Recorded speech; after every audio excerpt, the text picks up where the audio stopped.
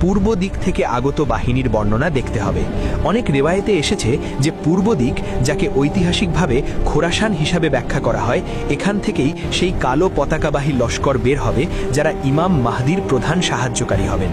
কোনো শক্তিই তাদের রুখতে পারবে না, এমনকি তারা জেরুজালেমে নিজেদের পতাকা গেড়ে দেবে। আজ যদি ভৌগোলিক প্রেক্ষাপটে দেখেন, তবে প্রাচীন খোরাসানের একটি বড় অংশ বর্তমান ইরানের অন্তর্ভুক্ত। সবচেয়ে গুরুত্বপূর্ণ বিষয় হল, এই মুহূর্তে পুরো বিশ্বে ইরানই একমাত্র দেশ যারা ইসরায়েল ও আমেরিকার চোখের দিকে তাকিয়ে কথা বলার সাহস দেখাচ্ছে। বাকি ইসলামী দেশগুলো হয় চুপ আছে, নতুবা কোনো না কোনো আপোষের শিকার। কিন্তু ইরানের নেতৃত্ব এবং সেখানকার জনগণ অটল হয়ে দাঁড়িয়ে আছে।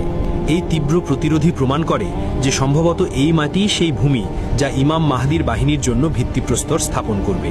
পরিস্থিতিটি আরও সূক্ষ্মভাবে বুঝুন। গত কয়েক বছরে ইরানের ওপর নজিরবিহীন নিষেধাজ্ঞা আরোপ করা হয়েছে। তাদের শীর্ষ বিজ্ঞানীদের শহীদ করা হয়েছে, তাদের নেতাদের টার্গেট করা হয়েছে। কিন্তু তা সত্ত্বেও এই দেশ মাথা নত করেনি। এই যে যুদ্ধের নেশা আমেরিকা এবং ইসরায়েলের মাথায় সওয়ার হয়ে আছে, এটি আসলে তাদের অন্তরের ভয়। দজ্জালি শক্তিগুলো খুব ভালো করেই জানে যে তাদের মোকাবেলা ভবিষ্যতে কার সাথে হতে চলেছে। সম্প্রতি লোহিত সাগর থেকে শুরু করে ভূমধ্য সাগর পর্যন্ত যে সামরিক টানটান উত্তেজনা এবং ইরানের রেভলিউশনারি গার্ডসের যে অভাবনীয় তৎপরতা, তা কি কেবলই আত্মরক্ষা, নাকি এটি সেই প্রতিশ্রুত লস্করের পদধ্বনি যারা দজ্জালি শক্তির ভিত নাড়িয়ে দেবে? ইহুদি রেওয়ায়েত এবং তাদের মসিহার বর্ণনায় স্পষ্টভাবে উল্লেখ আছে যে মুসলমানদের একজন নেতা আসবেন যিনি তাদের পুরো ব্যবস্থাকে তছনছ করে দেবেন।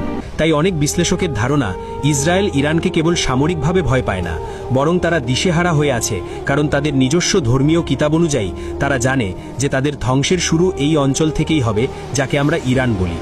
তাই তারা চায় ইমাম মাহদির আত্মপ্রকাশের আগেই সেই শক্তিকে মিটিয়ে দিতে যারা তার সম্ভাব্য সাহায্যকারী হতে পারে।